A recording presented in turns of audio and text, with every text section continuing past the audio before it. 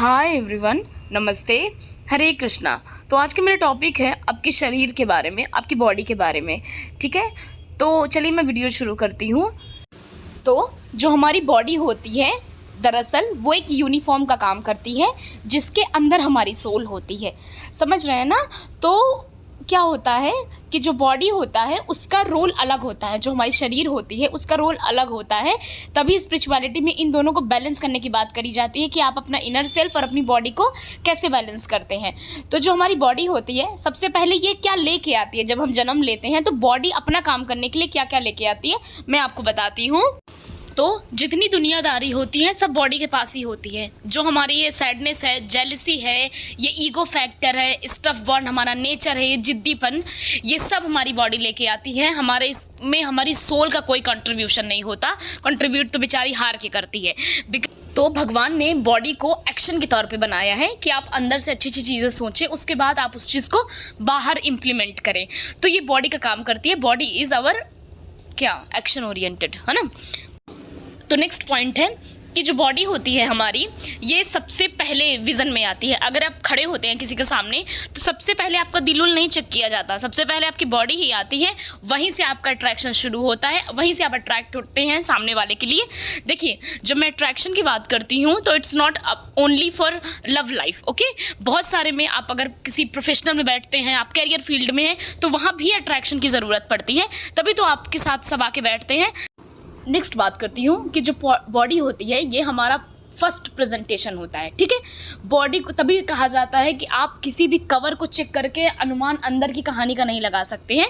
जैसे कि मान लीजिए आप किसी पर्सन को देखिए, वो भले सॉरी टू से लेकिन हो सकता है वो सांवला दिखे, वो छोटी हाइट का दिखे, मोटा हो, कैसा भी हो, बट अगर आप उसके साथ बैठेंगे तो वो आप के साथ बैठकर वो हाई लेवल की बात करता है। ठीक है, वो चीज़ों को ऐसा आपको सामने वो बताएगा कि जैसे आपको लगेगा ही नहीं, बाप रे ये ऐसी भी बातें कर सकता है ना।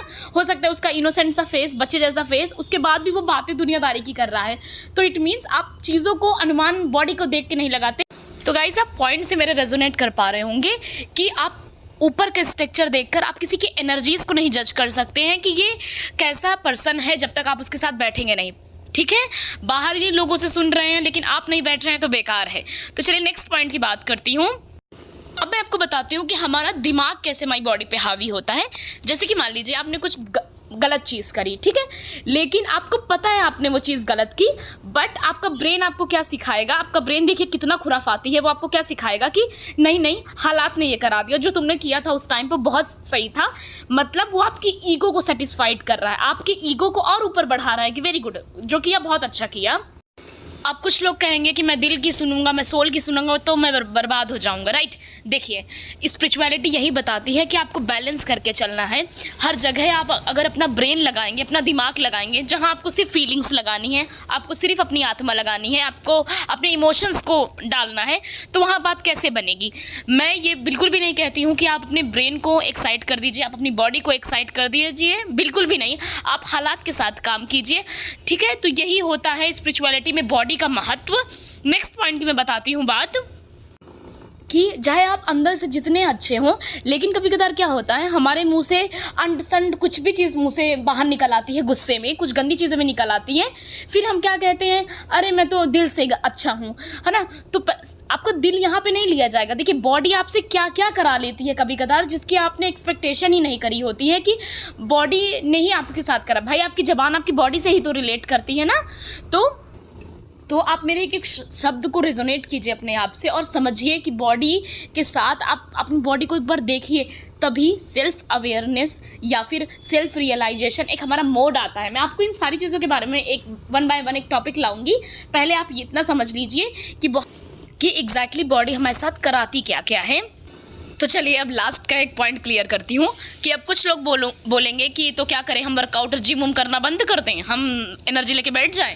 तो मैं आपको ज़रा एक चीज़ और बता देती हूँ कि गाइस, जो हमारा यूनिफॉर्म है वो अच्छा हो, हमारा साफ़ हो। अगर आप सफ़ेद कलर के कपड़े पहने हैं तो इसका मतलब क्या कि वो बार बार गंदा होता रहेगा, तो क्या आप उसे उतारेंगे नहीं?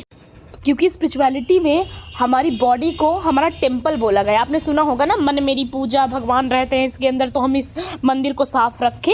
नेक्स्ट, तो बॉडी के साथ जो काम करना है करिए, उसको फिट रखिए, उसको अच्छा रखिए, वो एक प्रेजेंटेबल रखिए, अच्छे अच्छे कपड़े पहनिए, अपने आप को स्टाइलिश दिखाइए। लेकिन आपको इतना पता होना चाहिए कि बॉडी आपके साथ क्या क्या करा रही है, आपकी बॉडी आप पर हावी तो नहीं हो रही है, क्योंकि आपके भी कुछ मकसद हैं, आपके भी कुछ सोल के काम हैं। एक मेरा इंपॉर्टेंट पॉइंट मिस हो गया गाइस, कुछ लोग बहुत ओवर थिंकिंग करते हैं। ओवर थिंकिंग भी आपकी बॉडी लेके आती है। इतना सोचेंगे लेकिन एक्शन के समय वो बिल्कुल शून्य पड़ जाएंगे, जीरो पड़ जाएंगे, क्योंकि बॉडी ही नहीं लेने दे रही है।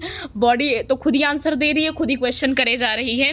तो ये सारा काम हमारा लॉजिक कराता है, हमारा ब्रेन कराता है।